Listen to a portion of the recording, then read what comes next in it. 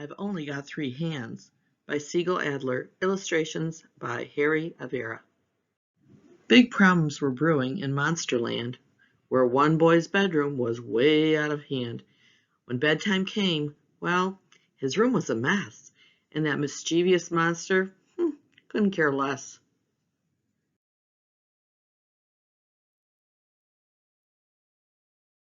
Big problems were brewing in Monsterland, where one boy's bedroom was way out of hand. When bedroom came, well, his room was a mess, and that mischievous monster couldn't care less.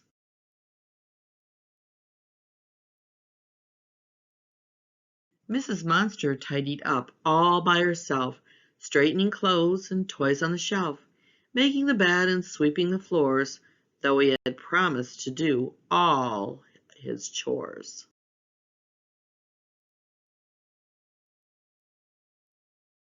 The boy asked, "Let's read now, all right?" But his mother got mad. "Maybe lather tonight. There's piles of papers and big rubber bands, and I can't do it all with only three hands."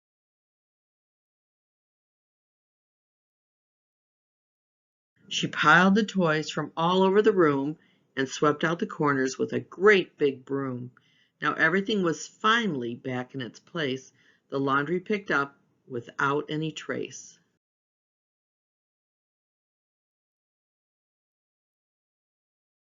When she was done, her son just whined, "Tell me a story. I don't care what kind." Mom said exhausted, "A short one, that's it. I'll read more tomorrow. Just clean up a bit."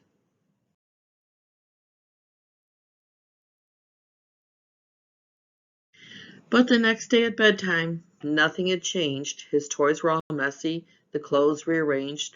The bedroom was even worse than before, but he still wanted stories, not one, but more.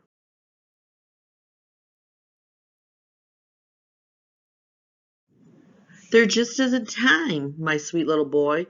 If you tidied up, we'd have time to enjoy.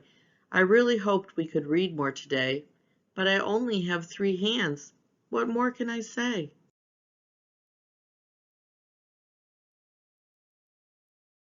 The next night the boy knew only too well if he didn't clean up, there'd be no story to tell. His mom hadn't threatened to punish her son. He just needed sleep when his full day was done.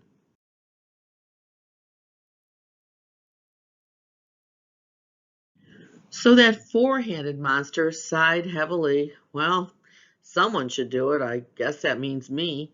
He tidied the room just as quick as a shot, putting almost everything back in its spot.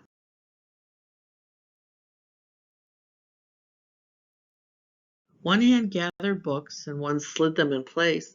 A third picked up clothes and a fourth scratched his face.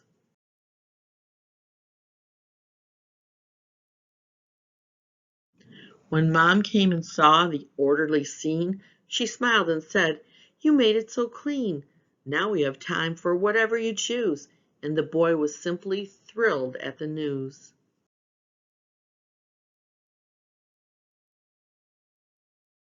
They had an amazing, wonderful night.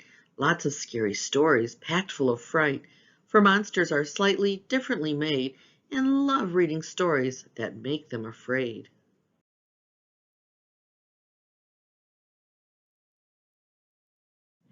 After their stories, they still had more time, so the mother sang him an old bedtime rhyme. It wasn't a song we might sing with a kiss. Instead, it went just a little like this.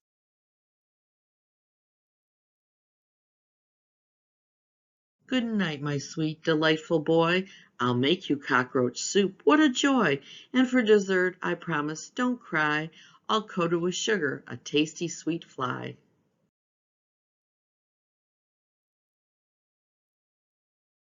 The mischievous boy thought of flies in a heap as his eyes slowly closed and he drifted to sleep, tired and satisfied and a little afraid, and all 'cause he'd tidied up after he'd played.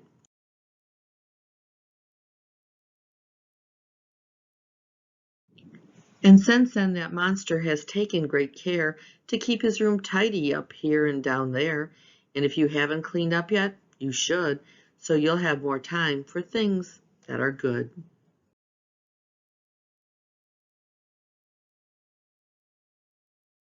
One hand for your books, one to slide them in place, a third for your clothes, and a fourth to scratch your face.